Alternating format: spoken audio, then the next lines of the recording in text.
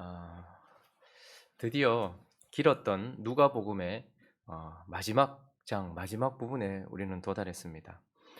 오늘까지 누가복음을 살펴보고 우리 매일 성경의 본문과는 다르게 하루 일찍 내일부터 이제 출애굽기로 들어가려고 합니다.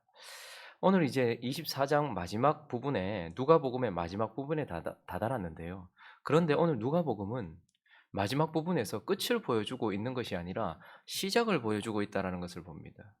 끝부분에 왔는데 마지막에 왔는데 끝을 내는 것이 아니고 새로운 시작에 대해서 우리에게 말해주고 있어요. 오늘 46절을 한번 보시면요. 이렇게 기록하고 있습니다. 읽습니다. 시작.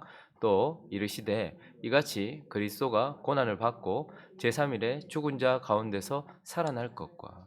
자, 성경에 이렇게 기록되어 있다는 거예요. 이같이 그리스도가 고난을 받고 제3일에 죽은 자 가운데서 살아날 것. 이렇게 기록되어 있고 예수 그리스도는 그 말씀대로 죽었다가 다시 살아나셨다, 부활하셨다라고 이야기를 합니다. 그래서 누가복음의 이야기는 여기서 그쳐야 될 것 같은데 또 이렇게 말씀하고 있습니다. 47절입니다. 시작. 또 그의 이름으로 죄 사함을 받게 하는 회개가 예루살렘에서 시작하여 모든 족속에게 전파될 것이 기록되었으니. 그러니 부활이 끝이 아니라는 거예요. 부활이 끝이 아니고 또 기록되어 있는데 어떻게 해요? 죄 사함을 받게 하는 회개가 이제 여기서부터 너희가 있는 이 예루살렘에부터 시작하여서 모든 족속 끝까지 전파될 것도 기록되어 있다라고 말하면서 예루살렘에서 다시 시작되는 새로운 시작에 대하여 우리에게 말씀해 주고 있습니다. 그래서 누가복음은요, 마지막 부분에서 끝내는 것이 아니라 새로운 시작으로 이어지는 이야기다라고 우리에게 말씀해 주고 있고, 이 누가복음은 이 새로운 이야기를 이어가기 위하여서 예수 그리스도께서 50절에 보시니까요, 50절과 51절 읽어봅니다. 50절과 51절 시작. 예수께서 그들을 데리고 베다니 앞까지 나가사 손을 들어 그들에게 축복하시더니 축복하실 때에 그들을 떠나 하늘로 올려지시니. 자, 예수 그리스도는 우리를 떠났다라고 말씀하지 않고 이 새로운 이야기, 끝을 내지 않고 이어지는 이 새로운 이야기를 이어가기 위하여서 지금은 땅에서 그들과 함께 이 땅에서 통치하시던 그분이 어떻게 해요? 들려지셔서 하늘로 올라가시고 보좌 우편에 앉으셔서 지금까지 땅에서 하셨던 일을 계속해서 이어가신다라고 우리에게 말씀해 주고 있습니다. 그러니 예수 그리스도는 이제 이어지는 이야기를 위하여서 땅에서 통치하시고 다스리시던 방법에서 하늘로 올려주시고 보좌 우편에서 하늘에서 보좌 우편에서 우리를 통치하시고 다스리시는 방법으로 변화되시는 것, 그것을 우리에게 보여주고 있습니다. 그리고 또 하나 48절을 보면요. 48절을 읽어볼까요? 시작. 너희는 이 모든 일의 증인이라. 새로운 이야기를 이어가기 위하여서 예수님은 땅에서 하늘로 들려주시고 새로운 방식으로 통치하시고 하늘에서 이제 다스리신다고 말합니다. 그리고 자기 백성들, 이제 구원받은 우리도 변화가 일어나는데 자기 백성들은 구원받은 백성에서 어떻게 해요? 사명받은 백성, 증인의 자리로 보내신다라고 말씀하고 있습니다. 주님은 구원을 위하여서 이 땅에 오셨습니다. 그러나 그 구원을 완성하기 위하여 하늘로 가셨습니다. 자리를 바꾸셨죠. 영광스럽게 부활해서 끝나는 것이 아니라 승천하시고 보좌 우편에 앉으셔서 지금도 이 땅에서 다스리시던 것과 같이 똑같이 다른 방식으로 더욱더 놀라운 영광스러운 모습으로 다스리신다라고 말해요. 그런데 우리에게도 영광스러운 변화가 일어났어요. 우리는 그분의 십자가와 부활로 인하여 구원받은 백성이었어요. 그런데 그분이 하늘로 올려지시면서 이제 우리는 또 무엇이 됩니까? 구원받은 백성에서 사명받은 백성, 이 모든 일에 증인이 된다라고 말씀하고 있는 것입니다. 그래서 누가복음은요, 끝내지 아니하고 새로운 시작에 대하여 이어지는 이야기로 마무리되고 있는 것을 보게 되고, 오늘 본문은 마무리하기 전 이 사명받은 증인이라는 우리에게 주님께서 어떻게 증인의 사명을 감당할 수 있게 하시는지, 그분이 우리에게 주시는 선물, 그분이 취하신 조치, 우리에게 무엇을 주시는가에 대하여 말씀해 주고 있습니다. 그 첫 번째는요, 그분이 이 이어지는 이야기, 이 이야기를 위하여서 사명받은 증인을 위하여서 소망을 주신다라고 우리에게 말씀해 주고 있습니다. 자, 우리 36절과 37절 한번 읽어볼까요? 시작. 이 말을 할 때에 예수께서 친히 그들 가운데 서서 이르시되 너희에게 평강이 있을지어다 하시니 그들이 놀라고 무서워하여 그 보는 것을 영으로 생각하는지라. 왜 그렇게 깜짝 놀랐을까요? 지금까지도 3년 넘게 예수님은 그들과 함께 있었습니다. 그리고 그들과 한 공간에 있었던 적이 많았어요. 그런데 하필 주님 이때는 지금까지의 방식과 다르게 의도적으로 어떻게 하셨습니까? 문을 열고 들어오신 것이 아닙니다. 그들에게 인기척을 내고 들어오신 것이 아닙니다. 그저 모두 닫혀 있었던 그곳에 주님이 나타나신 거예요. 그분이 새로운 방식의 몸을 보여주신 것입니다. 자, 그래서 38절과 39절도 계속 읽어볼까요? 시작. 예수께서 이르시되 어찌하여 두려워하며 어찌하여 마음에 의심이 일어나느냐? 내 손과 발을 보고 나인 줄 알라. 또 나를 만져보라. 영은 살과 뼈가 없으되 너희 보는 바와 같이 나는 있느니라. 주님이 이들에게 큰 사명, 그 모든 일에 예수 그리스도를 전파하는 일에 증인이 되게 하시기 위하여서 그들을 세우실 때 먼저 보여주시고 먼저 그들에게 주신 것은 그분 자신입니다. 그분 자신에 대하여서 보여주시면서 그분과 같아질 우리에게 그분 자신이 그냥 소망이 되시는 거예요. 분명히 3일 전에 처참한 모습으로 죽임을 당하셨던, 무덤에 들어가셨던 예수 그리스도의 몸이 지금 문을 열고 들어온 것이 아니라 새로운 방식으로 그들 가운데 서 있다라는 것. 귀신처럼 영이 아니고 몸을 입고 있다는 것을 보면서 우리에게 가장 큰 문제는 죽음입니다. 죽을까 봐 두렵고 우리는 죽는다라는 것이 두려운 것이죠. 그런데 예수 그리스도 그 자신이 어떻게 해요? 죽음을 이긴 몸을 그들에게 친히 체험하게 하시고 깨닫게 하시는 것을 보게 됩니다. 그리고요, 불과 3일 전에 그리스도는 우리의 모든 죄를 전가받으셨어요. 죄의 삭은 사망입니다. 그래서 그 죄로 인하여서 처참하게 죽어가셨던 예수 그리스도의 몸의 죽으심, 그것을 보았는데 지금 그분의 몸은 영광스럽게 새롭게 변화된 것을 봅니다. 더 이상 죄에 영향받지 않는 몸, 죽음을 이긴 몸, 죄와 아무런 상관이 없고 죄가 더 이상 잡아맬 수도 없고 죄가 남아있지도 않는 거룩한 몸을 그들에게 보여주신 것입니다. 그리고요, 그들은 또 봅니다. 무엇을 봅니까? 못자국과 창자국을 보았어요. 주님이 그것은 영광스럽게 죄의 영향을 받지 않은 죽음을 이긴 몸이지만 그 흔적은 남겨두셨어요. 그것이 하나님께 영광이 되기 때문일 것이고 우리에 대한 사랑을 증명하시기 때문일 겁니다. 그러나 어쨌든 그들은 분명히 보았습니다. 찌르면 뚫리고 채찍으로 때리면 찢기는 연약한 몸이었어요. 그래서 우리의 몸은 죽을 몸이기도 하고 죽어가는 몸이기도 합니다. 우리에게 있어서 제일 힘든 건 무엇입니까? 우리가 언제 죽을지 모르는 몸을 가지고 있다는 거예요. 그런데 주님이 그들 한중간에 나타나시면서 죽음을 극복하신 몸으로 그들에게 나타나셨어요. 그리고 우리에게 힘든 건 무엇입니까?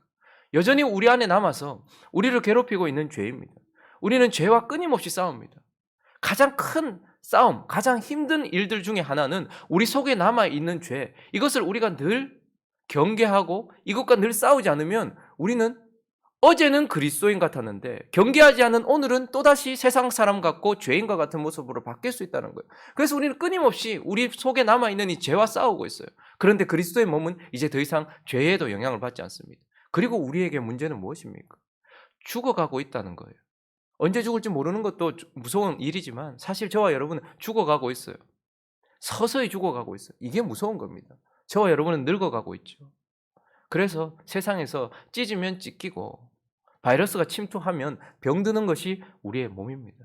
그런데 오늘 이 제자들, 땅끝까지 복음을 전파하게 될 증인으로 그 자리를 탈바꿈한 이 제자들에게 주님은 그 모습을 고스란히 보여주시면서 내가 간 길을 그대로 걸어가는 자들, 그래서 나의 영광스러운 몸을 보면서 나와 같은 자리에 갈 자들에게 예수 그리스도 자신이 소망이 되어주셔서 죽음도 이기고 그리고 연약함과 죄에도 영향을 받지 않을 부활한 그 몸을 보면서 그들에게 이제 더 이상 무서워할 것이 없는 거죠. 늙어가도 죄가 내 속에 남아있어도 주님은 이렇게 우리를 완성하실 것이라는 소망을 그들에게 주신 것입니다. 자, 그리고 주님은 이제 땅끝까지 복음을 전파해야 될 이 증인된 사명받은 자들에게 이제 무엇을 주십니까? 사실 오늘 본문의 하이라이트는 이겁니다. 주님께서 바로 능력을 주신다라는 것입니다. 여러분, 늘 우리는 기억해야 될 것은 하나님이 우리에게 사명을 주시면서 그 사명을 감당할 능력을 주시지 않는 분이 아니라는 것을 기억해야 합니다. 주님은 우리에게 사명을 주셨습니다. 그런데 그 사명을 감당할 능력과 힘도 주신다라는 것을 우리는 기억해야 합니다. 자, 그런데 오늘 이 능력이 무엇인가? 그분이 주시는 증인들에게 주시는 능력은 무엇인가? 49절을 읽어보겠습니다. 49절에 있습니다. 시작. 볼지어다 내가 내 아버지께서 약속하신 것을 너희에게 보내리니 너희는 위로부터 능력으로 입혀질 때까지 이 성에 머물라 하시니라. 우리에게 주어진 사명이 무엇인지 먼저 잘 깨닫는 것이 중요합니다. 우리의 사명은 이 모든 일의 증인이다라는 거예요. 예수 그리스도의 십자가와 그리고 예수 그리스도의 부활과 마지막 심판, 이런 것들에 대하여 말하는 것이고 하나님 나라를 확장하는 거예요. 그러니까 사실 우리의 사명은 무엇인가 하면 그리스도께서 몸을 입고 이 땅에 계셨을 때에 하셨던 그 일을 이어서 하는 것입니다. 그리스도께서 이 땅에 계셨을 때에 그분은 우리의 구원을 위하여서 우리 안에서 하나님 나라를 이루고 시작하셨고 그것을 이루고 계셨어요. 그러니 그분이 하시는 일은 육에 속한 것도 아니고 땅에 속한 것도 아니고 영에 속한 것이며 하나님 나라에 속한 것이었습니다. 그래서 그분의 나라는 우리 안에서 이루어지고 있었어요. 그런데 우리가 해야 될 일, 이 모든 일의 증인이라는 말은 예수 그리스도께서 몸을 입고 이 땅에서 하셨던 영적인 하나님의 나라를 이루고 그 완성을 위하여 달려가던 그 일을 우리는 고스란히 하는 것입니다. 그래서 그분은요, 그 일을 위하여 하늘 보좌 우편에 앉으셨고요, 머리가 되셨어요. 그리고요, 우리를 그분의 지체로 삼으셔서 우리 교회는 제2의 성육신이라고 말하죠. 그래서 그분이 몸을 입고 이 땅에 계실 때 하셨던 일을 고스란히 우리는 그분의 몸이 되어서 하는 것입니다. 그러니까 이 일은 하늘에 속한 것이요, 영에 속한 것이요, 하나님의 나라에 속한 것이라서 이 땅에 있는 것으로서는, 우리가 가진 것으로는 결코 이루어낼 수 없는 사명이라는 것도 기억해야 됩니다. 이 단순한 말 48절 너희는 이 모든 일의 증인이라, 이 말을 우리는 너무 쉽게 생각해요. 아, 복음에 대하여 전파하면 되는구나. 아, 사람들을 불러 모아놓고 전도하면 되는구나. 우리는 이렇게 쉽게 생각을 해요. 그러나 이것이 육에 속한 일이 전혀 아님을 기억해야 합니다. 이것은 육에 속한 일이 아니다라는 것은 이 땅에 있는 것으로는 결코 해낼 수 없는 거라는 거예요. 돈이라든지 힘이라든지 우리가 만들어낸 프로그램이라든지 이런 것들로는 할 수 있는 일이 아니라는 말입니다. 그리고 사람으로서는 할 수 있는 일이 아니라는 말입니다. 인간의 노력으로 할 수 있는 일이 아니라는 말입니다. 그래서 오늘 우리에게 주어지는 선물은 무엇이냐면 너희의 사명이 그리스도의 일을 이어서 하는 것이요, 그리스도와 같은 일을 하는 것이기에 어떤 능력이라고 말하고 있습니까? 다시 49절을 보십시오. 무슨 능력으로? 위로부터. 이것이 중요한 것입니다. 우리에게 사명을 주시면서 주님은 우리에게 능력 주시지 않는 분이 아닙니다. 심부름을 시키시면서 심부름 값을 주지 않는 분이 아니라는 말입니다. 그래서 그분의 능력은 능력 자체가 중요한 것이 아니라 뭐요? 위로부터 내려온 능력. 결국은 위로부터 내려온 능력은 무엇일까요? 우리에게 성령을 주신다라는 것입니다. 여기서 성령을 주신다는 것은 선택받은 자기 자녀에게 주시는 중생의 은혜 정도가 아니라 이제 하나님의 사명받은 그 사명을 감당하려고 하는 증인들에게 주어지는 더 놀라운 선물이다라는 것입니다. 그래서 성령을 주신다라고 말씀하시면서 한 가지 조건, 아니 중요한 단서가 붙어 있는데 49절을 다시 한번 보시면요, 너희는 위로부터 능력으로 입혀질 때까지라고 말하면서 이것이 무엇이라고 말하는가 하면 내가 내 아버지께서 뭐 하신 것이요? 약속한 것을 너희에게 보내리니라고 말해요. 이것은 이미 언약되어 있고 약속되어져 있는 것입니다. 여러분, 언제나 성경에서 약속이라고 말하면 반드시 우리는 기도로 이어야 합니다. 기도와 믿음으로 이어야 돼요. 그러니까 우리가 구원받을 때 중생하는 성령의 은혜는 구한 것도 없었고 우리가 바란 것도 없었어요. 그러나 이 약속은요, 아버지께 구하는 자에게 주어지는 약속입니다. 그러니 증인의 삶을 살기 위하여서 하나님께서 주시는 이 성령은 바로 성령이 우리 안에 내주하시고 지금까지와는 전혀 다른 방식으로 우리 안에 놀랍게 내주하시기 위하여 오시는 이 성령은 우리의 기도를 통하여 간구를 통하여서 주어지는 선물입니다.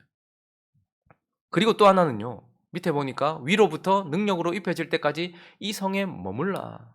단순한 말인 것 같지만 예루살렘에 머물기는 쉽지 않습니다. 한마디로 이 성령은 또한 순종하는 자에게, 그분의 말씀을 따라 사는 자에게, 계명을 지키는 자에게 주어지는 선물입니다.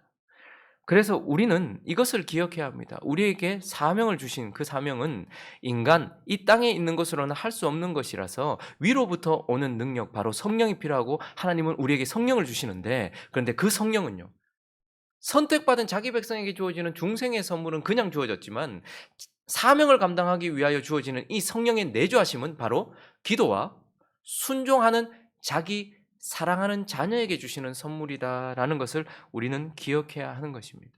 그러므로 우리가 늘 아버지께 구해야 될 것은 이 받은 사명을 감당하기 위하여 오늘도 성령이 내 안에 충만하게 임하시도록, 그리고 그 성령이 내 안에서 역사하시도록 순종하는 마음. 그래서 물이 아래로 흐르고 낮은 곳에 고이는 것처럼 우리는 겸손하게 하나님의 말씀에 순종하고 늘 그분의 그 능력을 의지하기 위하여 구할 때에 우리에게 머무시고 능력으로 드러나시는 그 성령이 있다라는 것을 기억해야 하는 것입니다. 우리의 가장 큰 문제는 무엇인지 아십니까? 이 사명 자체를 감당하지 않으려고 하는 것도 문제예요. 구원받고 거기서 땡이에요. 누가복음 거기서 딱 끝나요. 그런데 누가복음은 이어지고 있거든요. 그런데 사명받고 사명 감당하지 않으려고 하는 것, 그것이 가장 큰 문제예요. 근데 또 하나 그것만큼 큰 문제는 뭔지 압니까? 이 사명을 감당하는데 위로부터 오는 능력이 아니라 자기가 가진 것으로 자꾸 이 사명 감당하려고 하는 게 문제예요. 프로그램 만들고 이렇게도 해보고 저렇게도 해보고 내 가진 것을 가지고서 이 사명 감당하려고 하는 것, 이것은 사명을 감당하지 않는 것만큼이나 악한 거예요. 구원 받아놓고 은혜 받아놓고 십자가 받아놓고 구원의 생명 받아놓고, 그런데 구하여서 성령을 받아서 이 증인된 사명을 감당하지 않으려는 것도 참 미운 짓이죠. 그런데 증인된 사명을 받아놓고 이거 감당하겠다고 자꾸 자기 것으로, 자기 생각으로, 자기 지식으로, 이 땅의 것으로, 그것으로 자꾸 사명을 감당하려고 하는 것도 사명 감당하지 않는 것만큼이나 악한 행동이라는 말입니다. 그래서 주님은 우리에게 사랑하는 자기 자녀에게 중생의 은혜를 주셨고, 이제 그 은혜를 보답하기 위하여 사명받은 자기 백성이 그 사명 감당하려고 하는 자에게는요, 순종하고 기도하는 자에게는 성령의 충만함을 주셔서 그 능력으로 이 사명을 감당하고 이 놀라운 이야기를 이어가게 하신다라고 말씀하고 있는 것입니다. 말씀을 정리하겠습니다. 누가복음을 보니까 지금 50번 넘게 설교를 했더라고요. 이 긴 이야기가 끝나는 줄 알았는데 새로운 시작으로 이어지고 있습니다. 그래서 누가복음은요, 끝나지 않은 이어지는 새로운 이야기고요. 그 이야기는 어디로 이어집니까? 누가의 두 번째 서신인 사도행전으로 이어집니다. 근데 사도행전 28장 마지막 절을 보십시오, 여러분. 그 이야기도 끝나지 않아요. 두 번째 이야기도 끝나지 않아요. 누가복음은 사도행전으로 이어졌습니다. 사도행전의 이야기는요, 지금 저와 여러분에게 계속 이어지고 있는 이야기입니다. 저와 여러분들은 누가복음부터 시작해서 지금 사도행전을 지나서 우리의 삶 속에서 계속해서 사도행전 29장을 쓰고 있으며 이어지는 이야기를 계속해서 우리는 하늘에 계신 그 주님과 함께 이 땅에서 연결해가고 있는 엄청난 증인이라는 것, 그런 정체성을 가진 자라는 것을 기억해야 합니다. 그러나 또 한 가지 기억하십시오. 이 이어지는 이야기는 한없이 끝없이 이어지는 이야기가 아니라 반드시 끝이 있는 이야기다라는 것입니다. 언제 끝날까요? 우리가 첫 번째, 마지막 끝이 있었던 첫 번째 심판의 장면을 가보시면요, 창세기를 한번 가볼까요? 창세기 6장을 한번 가보십시오. 1절부터 한번 보시면 1절부터 3절까지 읽어봅니다. 시작. 사람이 땅 위에 번성하기 시작할 때에 그들에게 딸들이 나니 하나님의 아들들이 사람의 딸들의 아름다움을 보고 자기들이 좋아하는 모든 여자를 아내로 삼는지라. 여호와께서 이르시되 나의 영이 영원히 사람과 함께하지 아니하리니 이는 그들이 육신이 됨이라. 그러나 그들의 날은 120년이 되리라. 하나님께서 아담에게 약속을 주셨어요. 복음을 주셨죠. 그리고 그 복음, 그 메시아를 기다리는 하나님의 사람들을 세워놓으셨어요. 가인 계열의 사람들과 아벨, 근데 가인이 아벨을 죽이고 난 이후에 셋을 주셔서 셋 계열의 사람들이 있었어요. 사람들이 번성하기 시작했습니다. 하나님을 기다리고 구원을 기다려야 될 하나님의 백성들이 그런데 가인 계열과 섞이기 시작하더니 하나가 되었고 모두가 되어버렸습니다. 그때에 6장 5절을 볼까요? 이렇게 모든 사람들이 이렇게 되었고 5절을 읽어봅니다. 시작. 여호와께서 사람의 죄악이 세상에 가득함과 그들의 마음으로 생각하는 모든 계획이 항상 악할 뿐임을 보시고 어떤 일이 일어났습니까? 홍수, 심판이 일어났단 말입니다. 첫 번째 심판이 일어났단 말입니다. 그러니까 이야기가 거기서 끝나요. 근데 언제 끝난 것입니까? 죄가 모든 사람에게 땅끝까지 이르렀을 때에, 그때에 첫 번째 심판이 임했습니다. 그러나 주님은 노아를 남기셨고 그 이야기를 계속 이어오시면서 이제 마지막 최후의 심판은 언제 끝날까요? 마태복음으로 가보겠습니다. 24장 14절 읽어보겠습니다. 시작. 이 천국 복음이 모든 민족에게 증언되기 위하여 온 세상에 전파되리니 그제야 끝이 오리라. 첫 번째 심판은 죄가 모두에게 이르르고 온 땅에 가득하고 그들의 마음속에 넘쳐날 때에 첫 번째 심판이 임했습니다. 자, 이제 마지막 심판은 언제 임할까요?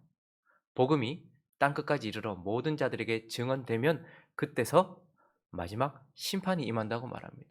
그러니 저와 여러분은 언제 바통을 이어받았는지 모르고 또 바통을 이어줄지 아니면 우리가 마지막 주자인지는 명확하게 모르지만 이제 우리의 이 사명은 주님이 오실 그날을 예비하는 끝을 앞두고 있는 이러한 위대한 사명이라는 것을 기억해야 합니다. 언제 주님 오시지? 예, 분명히 오십니다. 죄가 땅끝까지 이르렀을 때 홍수 심판이 있었던 것처럼 복음이 땅끝까지 이르르면 이제 주님이 심판하러 오신다라는 것을 기억하면서 누가복음에 이어지는 새로운 이야기가 사도행전으로 이어지고 사도행전에 이어 우리에게 이어지는 이 이야기가 계속해서 증인된 우리를 통하여서 그분과 함께 힘차게 나아가고 있지만 그러나 우리의 이 증언하는 사명이 끝이 나면 복음이 땅끝까지 이르르면 끝이 있는 사명이라는 것을 기억하면서 그 끝을 바라보면서 힘껏 달리시고 이 위대한 사명 그분의 영광스러운 승천 보좌 우편에 앉으신 그 모습만큼 우리도 구원받은 자에서 사명받은 자라는 것을 기억하면서